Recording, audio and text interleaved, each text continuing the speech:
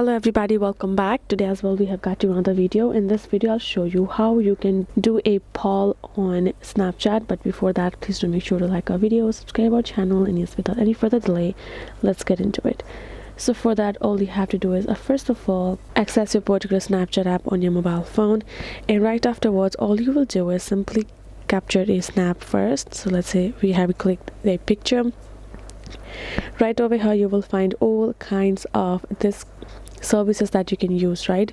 You can see there's a third option, which is simply the sticker one. You simply tap on it, and now here in the section you will find this GIF, mention, question, and this poll option from second last.